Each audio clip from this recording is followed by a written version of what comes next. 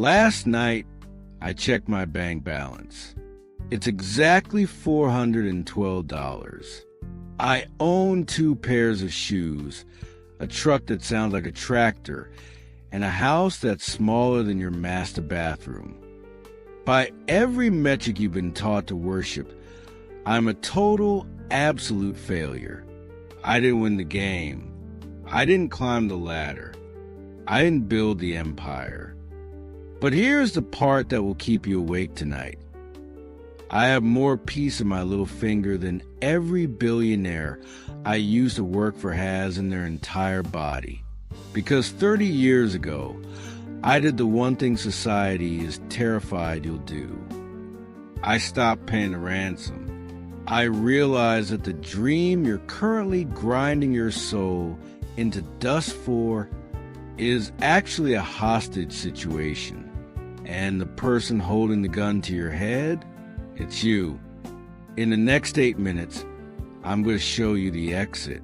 I'm going to tell you the exact moment the chain snapped and why failing was the only way I finally became free. But be warned, once you hear this, you can never go back to the lie. Now, before I show you that exit, look at the button below this video. If you're content being a ghost in your own life, keep scrolling. But if you're ready to stop performing and start actually living, hit subscribe. Join the few who are brave enough to hear the truth every week. Now, let me tell you what this freedom actually cost me. Because if I skip straight to the answer, you'll nod, close this video, and go back to whatever you were doing.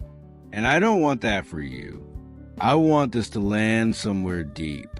So stay with me.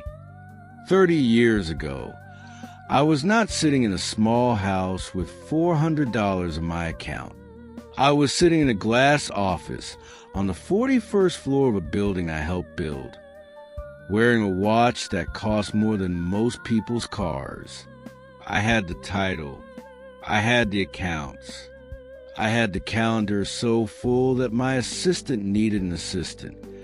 And every single morning, without fail, I woke up at 4 a.m. with a sensation in my chest that I could not name for years. Not anxiety, not fear, something quieter than that, more dangerous than that.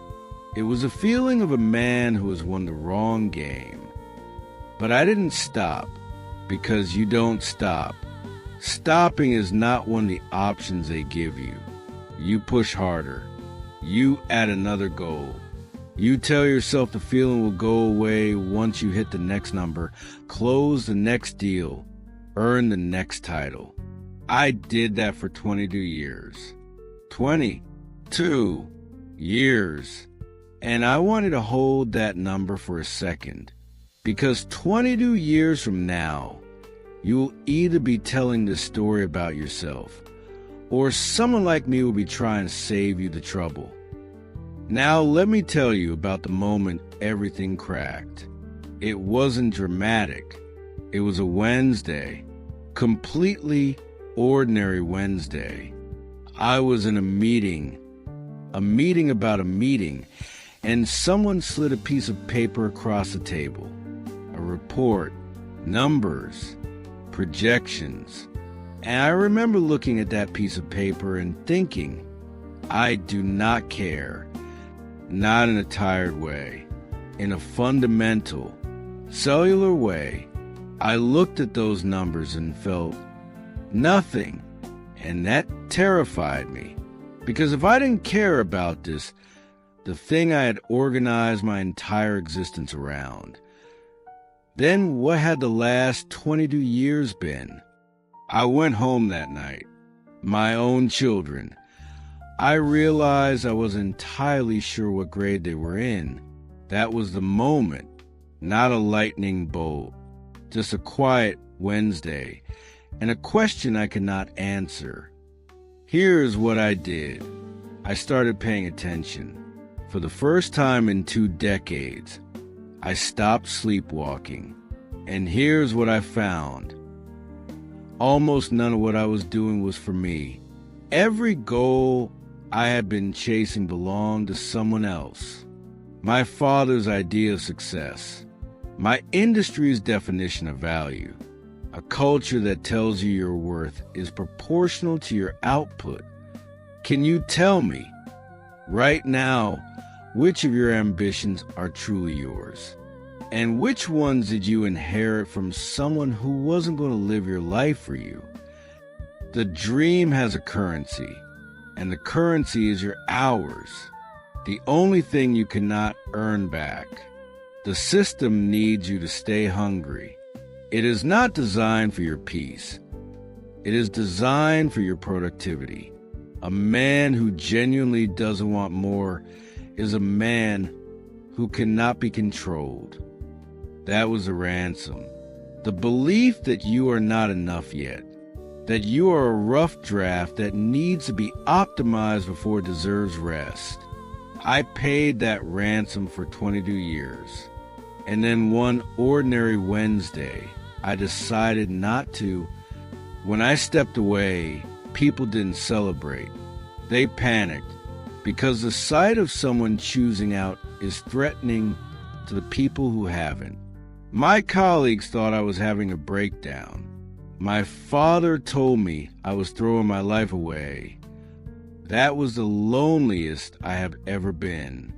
Nobody tells you about the 18 months in between where you question everything, where the silence of a slower life feels deafening.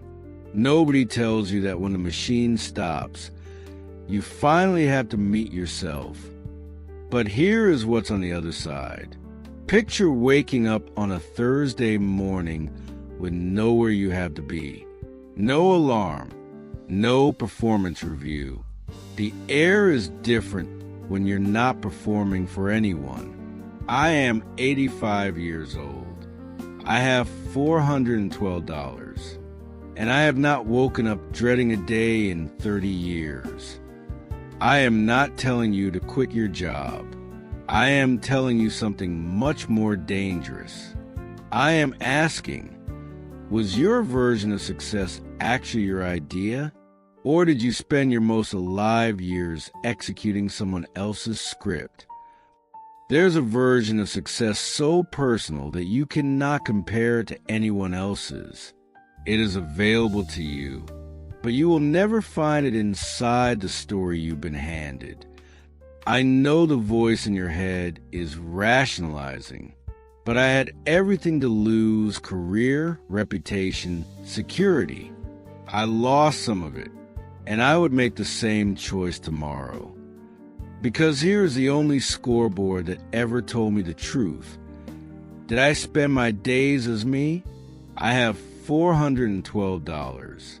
I have a truck that sounds like it's arguing with itself. And I have not lost a single night of sleep in 3 decades. Society called me a failure. I called it freedom. Now, you know the difference.